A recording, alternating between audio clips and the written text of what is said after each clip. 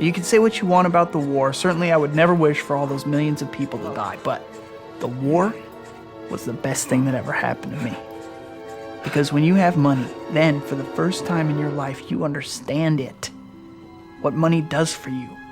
Where before all you understood was not having it, money allows you to be who you truly are.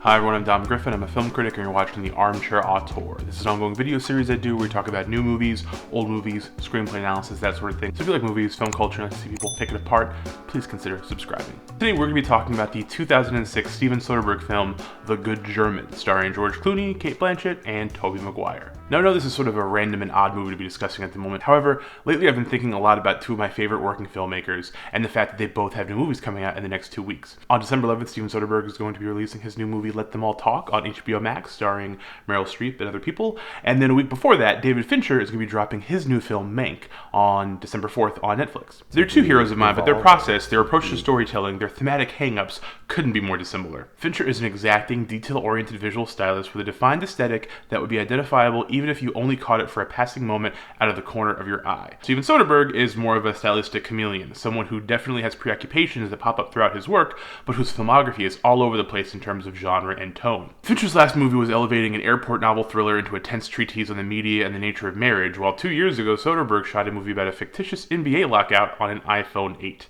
But in thinking of the creative overlap between the two living legends, I started thinking about the central creative conceit of Fincher's new film Mank, and how that film's big gimmick is recreating the black and white world of Hollywood's golden age meticulously and thoroughly, and how Soderbergh did that 15 years ago and everybody kind of hated it. Adapted from the Joseph Kanon novel, 2006's The Good German, in almost all technical and stylistic aspects, is a tender recreation of studio-era filmmaking. It's shot largely on backlots with archival footage interspersed to lend credibility, framed in the 1.33:1 aspect ratio. Soderbergh acted as his own cinematographer and editor here as well, bathing every scene in sharp chiaroscuro lighting and utilizing old-school staging techniques to reduce the number of cuts necessary for narrative coherence. Set in the days leading up to the Potsdam Conference, The Good German is the kind of wartime noir that Hollywood used to be very adept at churning out. War correspondent Jake Geismer, played by George Clooney, investigates a murder everyone else in Berlin would rather be left an accident.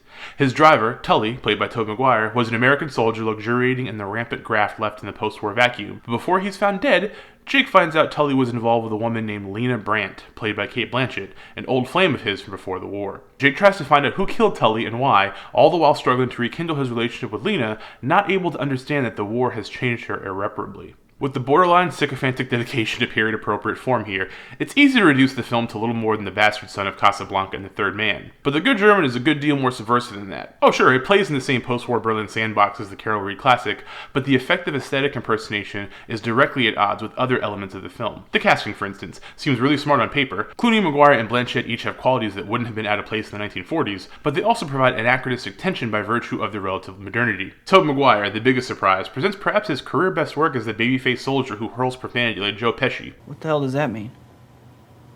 Nothing. That doesn't even follow.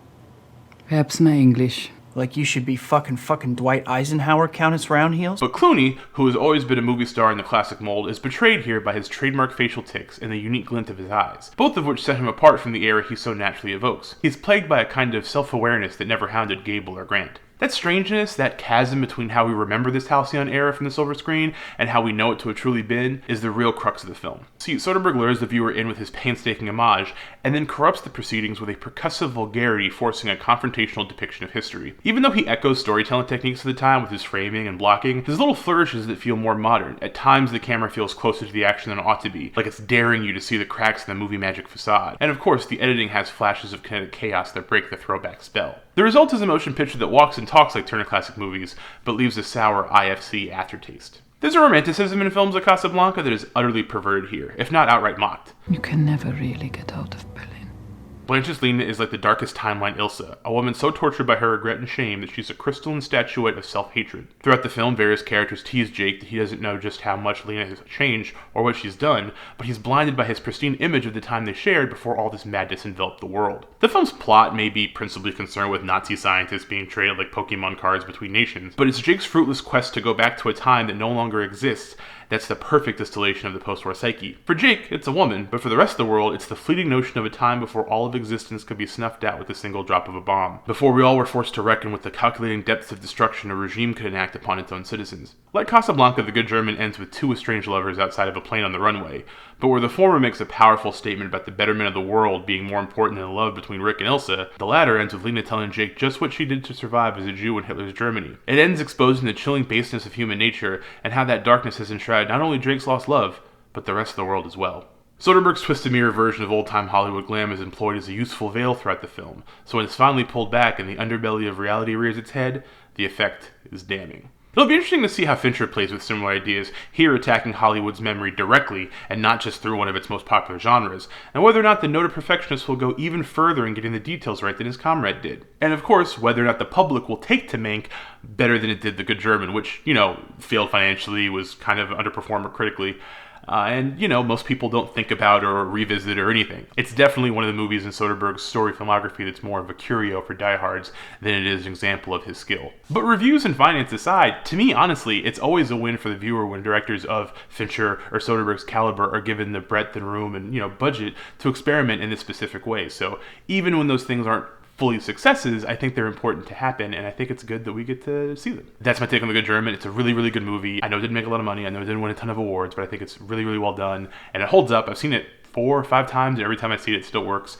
And yeah, Soderbergh's got Let Them All Talk coming out on the 11th. I'll be reviewing that, and of course before that, I'll be reviewing Mank when that drops on December 4th. So if you have not subscribed, please consider subscribing and hit the little bell icon so you get notifications when I put out new videos, so you will be the first people to see those respective reviews when they drop. If you liked it, give it a thumbs up. If you have anything to say about either filmmaker or this movie or anything, you can put that in the comments below, and I'll respond to it. I'm around. I don't have a whole lot else going on. Oh, also, we have an episode of Late Fees out as well. If you want to check the description below, you'll see a link to it. It's an episode about James Bond. We talk about the first or most iconic movie in each different James Bond actor's tenure as Bond, and we talk about No Time to Die and how we all wish it was on VOD so we didn't have to wait a full year to see it. If you're into that type of thing, please check it out. It's a really fun podcast. And yeah, I hope you guys are doing well. Hope you guys are being safe and good to each other.